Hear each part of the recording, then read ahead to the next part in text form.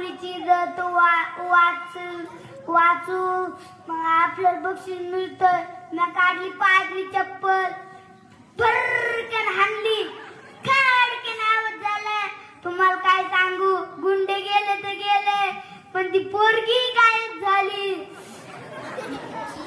नंतर टकला माणूस आला तो म्हणाला कोणी हाणली चप्पल. मला वाटलं आपण पुरीची इज्जत वाचली आपल्याला बक्षीस मिळतं.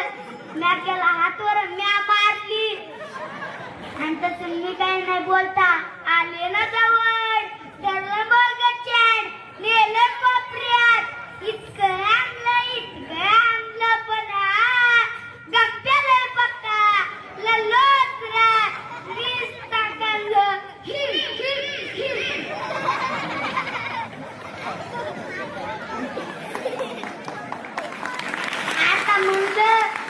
आता म्हणलं आपलं नाही सकाळपासून मार खाऊन लय भूक लागली होती.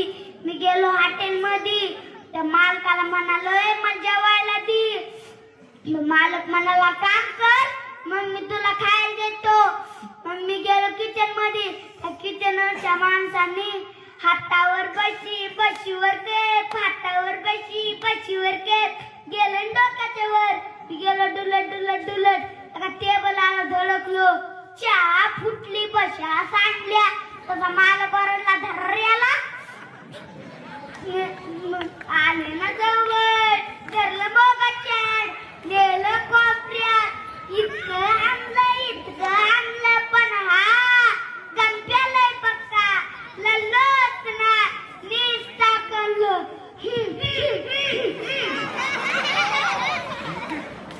आता म्हणलं आपलं इथं काही जुळत नाही आता गावाकडे जाऊ.